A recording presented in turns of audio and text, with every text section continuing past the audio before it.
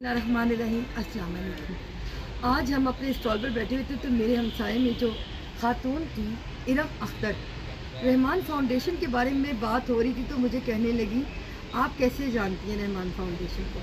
मैंने कहा जी मेरा रहमान फाउंडेशन से बड़ा गहरा ताल्लुक है। मैंने कहा आप कैसे जानती हैं। वो कहती मैं वहाँ की पेशेंट रही हूँ।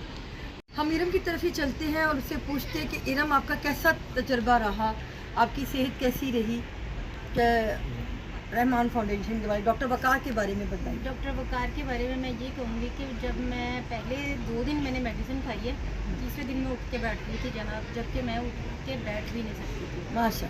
और उनकी मेडिसिन खाने से जो था ना, मैं उसी दिन से उठ के चलना फिरना रूटीन के आहिस्ता आहिस्ता मैंने काम शुरू कर दिए थे और जाती थी अपनी मेडिसिन रूटीन से मैं ले रही थी। उन्होंने काफ़ी परहेज़ बताए, सब कुछ किया मैंने और काफ़ी हद तक बेहतर रही।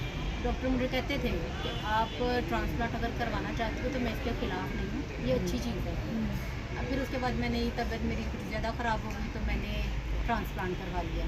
अब आप कैसी हैं? अब मैं बिल्कुल ठीक हूँ। देखिए साथियों, डॉक्टर वकार का नाम कैसे अल्लाह ताला ने मकबूल करना शुरू किया। ये सच है कि उनके हाथ में बड़ी शिफा है। वो सीनियर जो अदीब ख़तीब कालम निगार है, मैं उनसे पूछना चाहूँगी अच्छा काजी साहब से कि वो बताएं उनके बारे में, क्योंकि ये वहाँ के डायरेक्टर हैं रहमान फाउंडेशन के। मुझे ये बच्ची से मिलकर बड़ी खुशी हुई कि डॉक्टर वकार। कोई बात दोबारा शायद आपको अंदाज़ा नहीं कि मंशा काजी साहब जो हैं काफ़ी ज़्यादा जज्बाती हो गए।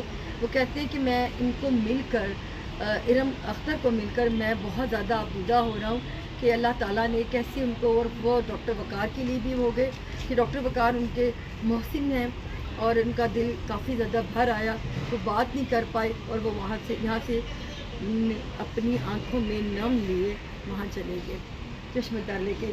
इरम अल्लाह ताला आपको ज़िंदगी दे, सेहत दे, अपनी अमान में रखे। हमारी दुआएं आप सबके साथ है। शाद रहें, आबाद रहें, हमारे साथ रहें।